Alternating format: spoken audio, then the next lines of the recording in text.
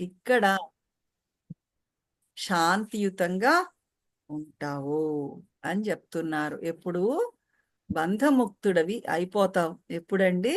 ఎప్పుడైతే నువ్వు ఈ పంచభూతాలు ఆడుతున్న నాటకాన్ని గమనించగలుగుతావో ఆటోమేటిక్‌గా నువ్వు చాలా అందమైన జ్ఞానాన్ని ఇక్కడ చెప్తున్నారు గురుదేవులు చూడండి. ఈ శరీరము ఈ భూతత్వంలో భూమిలో ఒక భాగమే అని మీరు గ్రహించగలిగినప్పుడు పార్ట్ ఆఫ్ ద ఎయిర్ ఈ ఆకాశము, ఈ వాయుతత్వము, ఈ కాంతి, వెలుగు, ఫైర్, నీరు, జలతత్వము, భూమి, ఈ శరీరం ఈ పంచభూతాలతో చేయబడింది. వాటిలో ఒక భాగమే ఈ శరీరము అని చెప్పి మీరు గ్రహింపు తీసుకున్నప్పుడు ఏమవుతుంది అంటే, అవును కదా! ఈ పంచభూతాలతో తయారైన ఈ శరీరము అది దాటి ఆత్మ ఉంది అన్న గ్రహింపొచ్చినప్పుడు ఏమవుతుంది? ఒక సెపరేషను. నేను వేరు, ఈ శరీరం వేరు. ఈ శరీరం మాత్రమే నేను అని అనుకుని, నేను చిన్నగా భావించుకుంటున్నాను నన్ను నేను. కానీ ఈ శరీరం కానిది ఇంకేదో ఉంది నేను అంటే ఆత్మ. ఆ సెపరేషను గ్రహించగలుగుతాం. లేదు ఒక బిలాంగింగ్‌నెస్, టోటాలిటీ ఒక సంపూర్ణత్వం మనలో ఉదయిస్తుందండి. హ్మ్. అప్పుడేమవుతుంది? మనసు రిలాక్స్ అయిపోతుంది. ఎనర్జీ శాంతిగా విశ్రాంతిలో ఉంటుంది. ప్రశాంతత ఉంటుంది. ఆ క్షణంలో సంతోషంగా ఉంటారు. శాంతితో ఉంటారు. సెటిల్ అయి ఉంటారు. స్థిరంగా నిలకడగా ఉంటారండి. ఎప్పుడు ఆ ఆత్మ శరీరము, ఈ శరీరం పంచభూతాలతో తయారు చేసింది. వాటికి అతీతమైనది ఆత్మ అనే గ్రహింపులో ఎప్పుడైతే ఉన్నారో, బంధముక్తో భవిష్యతి. ఈ క్షణంలో నువ్వు ఫ్రీగా ఉన్నావు అని ఎప్పుడైతే అనుకున్నావో, సంపూర్ణంగా విశ్రాంతిగా ఉండగలవు. ఈ చిన్న చిన్న విషయాలన్నీ వదిలిపెట్టేసి హ్మ్. ఆ క్షణంలో శాంతితో ఉండగలరండి. హ్మ్. ఆ క్షణంలో ఎవరైనా వచ్చి ఇరిటేషన్ చేసి అది చెప్పాను కదా! ఫైర్ ఎలిమెంట్ ఉండేవాళ్ళొచ్చి, వాళ్ళ తత్వాన్ని బట్టి ఆ క్షణంలో ఉండే తత్వాన్ని బట్టి వాళ్ళు ఏదేదో మాట్లాడుతున్నది ఎగ్జాజరేషన్ కూడా అయిపోవచ్చు. గుడ్ న్యూస్ ఇస్తారని అనుకోకండి. మీ మీద ఆ ఫైర్ ఎలిమెంట్ ప్రభావం డామినెంట్‌గా ఉండేటప్పుడు. ఇంకా ఈ పంచభూతాల మీద మీకు కంట్రోల్ ఉంటే అంటే ఆ విషయాన్ని ఇందాకల మనం అనుకున్నాం కదా! పంచభూతాలతో తయారు చేయబడినదే ఈ శరీరము. ఈ భూమిలో భాగమే. ఏమవుతుందండి ఈ కట్టె కాలిపోయి, అయిపోయాక భూమిలో కలిసిపోతుంది. ఈ శరీరంలో ఉండే నీరు ఆకాశంలో మేఘాల్లో కలిసిపోతుంది. ఆకాశతత్వం ఆకాశంలో కలిసిపోతుంది. కట్టె కాలిపోయి భూమిలో ఎప్పుడైతే ఈ గ్రహింపులో మనం ఉన్నామో, ఆ పంచభూతాల మీద కూడా మనకి ఒక కంట్రోల్ ఉన్నప్పుడు ఏమవుతుందో తెలుసా? మబ్బులు ఆగిపోవాలి అంటే ఆగిపోతాయి. వర్షం పడాలి అంటే పడుతుంది. ఆగిపోవాలి అంటే ఆగిపోతుంది. ఎందుకు? ఆ! మెయిన్ స్విచ్ అనేది ఆత్మలోనే ఉంది. నీ లోపలనే ఉంది మెయిన్ స్విచ్ ఈ పంచభూతాలకి కూడా. చూడండి చాలా సూక్ష్మమైనది, లోతైనది ఈ జ్ఞానం ఇక్కడ గురుదేవులు చెప్తున్నది. పంచభూతాల మీద కంట్రోల్ ఉంటే వర్షం పడమంటే పడుతుంది, ఆగమంటే ఆగుతుంది. ఎంతమందికి ఈ ఎక్స్‌పీరియన్స్ అయింది? బెంగుళూరు ఆశ్రమంలో సత్సంగంలో కూర్చుంటే మబ్బులేసేస్తూ ఉంటాయి. వేలాది మంది సత్సంగంలో కూర్చుంటే గురువుగారు ఇలా చూస్తారు. వర్షం అప్పుడే రాదులే ధ్యానం చేద్దామా అంటారు. అంతే. ధ్యానమంతా అయిపోయి సత్సంగం అవుతూనే హా! ఇంక వర్షం వచ్చేలా ఉంది అని పైకి చూసి గురుదేవులంటారు. వెళ్ళిపోండి భోజనానికెళ్ళి రూములకెళ్ళిపోండి మీరు అంటారు. అని మనం వెళ్ళడం మొదలవుతూ ఉంటే వర్షం పడడం మొదలవుతుంది. జస్ట్ వర్షాన్ని తప్పించుకుని పరుగులు పెడతాం అందరమును. అలానే చాలా ఎగ్జాంపుల్స్ ఉన్నాయండి. పంచభూతాలని కంట్రోల్ చేయగలుగుతారు. ఎప్పుడు ఆత్మ ఈ ఇది శరీరం కానీ, మనసు కానీ పంచభూతాల ప్రభావంలో ఉంది అని చెప్పి తెలుసుకున్నప్పుడు, ఆ మెయిన్ స్విచ్ ఎక్కడుంది? నీ అంతరంగంలోనే ఉంది. నీ లోపలే ఉంది. హ్మ్. ఈ విశ్వమంతా కూడా నువ్వెలా చూస్తే ఎలా కనిపిస్తుంది. It's an expression of your self. నీ ప్రొజెక్షన్.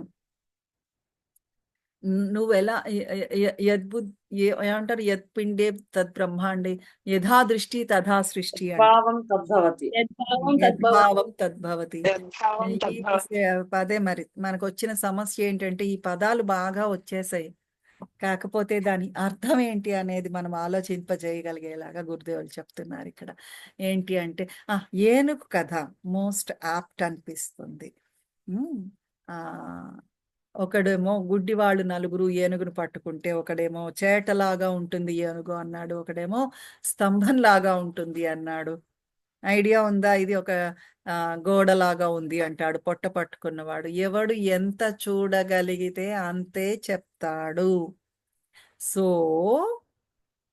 ఈ విశ్వం కూడా నువ్వు ఎంత చూడగలవో ఆ రంగులోనే కనిపిస్తుంది. అంతే కనిపిస్తుంది. నీ విశ్వము నీ ఆలోచనల తాలూకు ప్రొజెక్షనే. నీ ఆత్మ తాలూకు ప్రొజెక్షనే. అంటే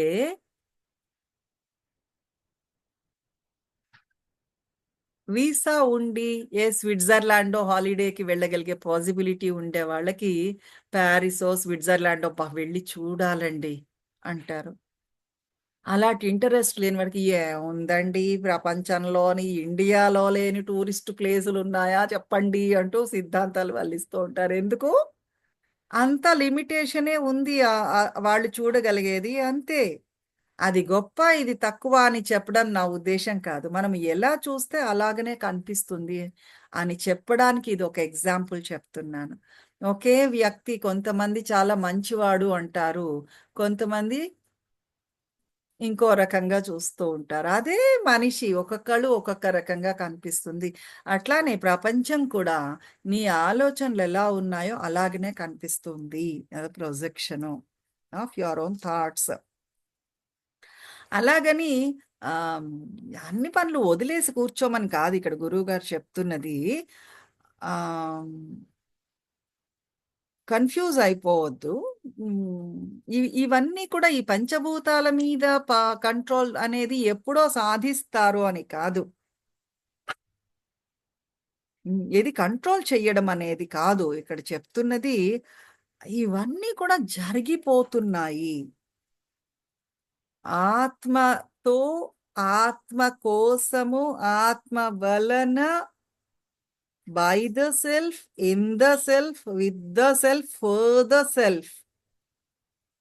ఇది అంతా ఆ చైతన్యము ఆడుతోంది. జగన్నాటకము అంటారు చూసారు? అదంతా అలా జరిగిపోతోందండి. మనం చెప్తే సపోటా చెట్టుకి సపోటా పళ్ళు కాస్తున్నాయా?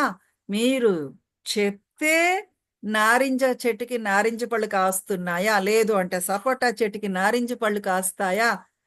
ఏం చెప్పనవసరం లేదు. విశ్వంలో ఆ ఇంటెలిజెన్స్ ప్రతి కణంలోని ఉంది. ఎలా జరగాల్సింది అలా జరుగుతుంది. మీరు కంట్రోల్ చేసేదేమీ కాదు అని ఎప్పుడైతే మీరు గ్రహించారో అది అసలైన ఫ్రీడమ్ అండి. గమనిస్తున్నారు? 2 విధాలుగా ఇక్కడ చెప్తున్నారు. కాంట్రడిక్షన్ ఏమి పంచభూతాలుతో తయారైనది ఈ ప్రపంచము అనేది ఎప్పుడైతే గ్రహించేవో పంచభూతాలని కంట్రోల్ చెయ్యగలవు అని చెప్తున్నారు. కానీ ఆ గ్రహింపు ఒక్కటే సరిపోదు. ఇంకొకటి యాడ్ చేస్తున్నారు ఇక్కడ ఏమండి? ఆత్మ జరగాల్సింది జరుగుతూనే ఉంటుంది అనేటప్పుడు ఆ స్థిరత్వము, స్టెబిలిటీ అనేది, నిలకడ అనేది వస్తుంది. అధునైవ సుఖీ శాంతో బంధముక్తో భవిష్యతి. ఈ క్షణంలో నువ్వు ఫ్రీ అయిపోతావు. ఈ క్షణంలో నువ్వు సంతోషంగా ఉంటావు. దేనికోసం వెతుకుతున్నావు? సంతోషం ఎక్కడుందని వెతుకుతున్నావు? ఎప్పుడో ఒకప్పుడు నీకు జ్ఞానోదయం అయిపోతుంది అని అనుకుంటున్నావా? ఎప్పుడో ఒక క్షణంలో ఆ భగవంతుడి కృప నీ మీద వర్షిస్తుంది అని అనుకుంటున్నావా? ఎప్పుడో కాసేపు వర్షం పడి ఆగిపోయినప్పుడు భగవత్ కృప కూడా కాసేపు నీ మీద వర్షిస్తుంది అని అనుకుంటున్నావా? కాదండి. హ్మ్. శాంతంతో ఉండు. ఈ క్షణంలో నువ్వు ఫ్రీగా ఉన్నావు. ఏ బంధాలు లేవు. ఎలా జరగాల్సింది అలా జరుగుతుంది అన్న గ్రహింపుతో, శాంతితో నువ్వున్నావనుకోండి, ఎలాగా ఒక మబ్బు నడిచిపోతూ ఉంటుంది. నడుస్తూ ఉంటుంది చూసారు. ఆకాశంలో మబ్బులెలా నడుస్తాయి? ఎటువంటి ప్రయాస లేకుండా తేలికగా వెళ్ళిపోతూ ఉంటాయే, అలాగా మీరొక మబ్బులాగా వెళ్ళిపోవాలి. అంతేకానీ, బురదలో నడుస్తూ ఆ కాలికి బురదను అంటించుకోవడం తెలివైన వాళ్ళు చేసే పని కాదు. హ్మ్. ఉండనీండి బురద అక్కడే ఉంటుంది. ఒక ఒక మబ్బులాగా మీరు నడవాల్సిందే తేలికపాటుగా. ఎలా జరగాల్సింది ఎలా జరుగుతుంది అని చెప్పి. హ్మ్. తెల్ల మబ్బులాగా. తెల్ల మబ్బు చూడండి. చెట్టున్నా, కొండ అడ్డొచ్చినా భయపడుతుందా? ఆ కొండ మించి కూడా కదిలిపోయి వెళ్ళిపోతుంది. చెట్టు కొమ్మల్లోంచి దూరిపోయి వెళ్ళిపోతుంది. అలాగా ఎటువంటి ప్రయాస లేకుండా ఫ్రీగా మీరు వెళ్ళిపోగలుగుతారు. ఎప్పుడు? ఎలా జరగాల్సింది అలా జరుగుతుంది అన్న గ్రహింపు మీలో ఉంటే. ఈ బాదరేషన్స్ ఏవైతే ఉన్నాయో చాలా చిన్న చిన్నవండి. మనం బాధపడుతున్నవన్నీ కూడా చెప్పండి. ఆ శాంతిని కలుగజేసే విషయం ఏముంది మీ లైఫ్‌లో? ఆ పిల్లాడికి మార్కులు తక్కువొచ్చాయనో, ఇక్కడ డబ్బులు కాస్త తక్కువయ్యాయి. ఇంకొంచెం డబ్బులుంటే బాగుండుననో, కెరియర్ ఇంకొంచెం బాగుండాలనో, ఇవన్నీ చాలా చిన్న చిన్న విషయాలు నిజం చెప్పాలి అంటే నిజంగా మీకు బాధపడాలి అని ఉందనుకోండి. బాదరేషన్సే కావాలి, సమస్యలే కావాలి అని అనుకుంటే, ఇటువంటి చిన్న చిన్న విషయాల కోసం బాధపడకండి. మీరు ఆలోచిస్తూ కూర్చోకండి. విశ్వంలో ఎన్నో పెద్ద పెద్ద సంఘటనలు జరుగుతున్నాయి. కొన్ని నక్షత్రాలు బ్లాక్ హోల్‌లో పడి, కృష్ణబిలంలో పడి నాశనం అయిపోతున్నాయి. కొన్ని కొన్ని గ్రహాలు ముక్కలైపోతున్నాయి. అలాంటి విషయాలు ఆలోచించండి. మీకు సమస్యలే కావాలి అంటే, ఈ నక్షత్రం ఎందుకు అటే కదులుతోంది? ఆ నక్షత్రం ఎందుకు బద్దలైపోయింది? ఈ నక్షత్రం ఎందుకు మాయమైపోయింది? ఇలాంటి సమస్యలన్నీ చాలా ఉన్నాయండి. ఆలోచించాలి అంటే విశ్వంలో వాటి గురించి ఆలోచించండి. అంతేకాని నా కొడుక్కెందుకండి 10 వచ్చింది, 10 ప్లస్ రాలేదు 10థ్ క్లాసులో. సిల్లీ థింగ్స్ ఇవన్నీ అని చెప్తున్నారు. ఎలా జరగాల్సింది అలా జరుగుతుంది. మన ఎఫర్ట్ మనం పెడతాము అంతే. హ్మ్. చిన్న చిన్న విషయాలెప్పుడు కూడా మనకి ఎందుకంటే, మన ఆత్మ వీటన్నింటికంటే కూడా చాలా, చాలా పెద్దది.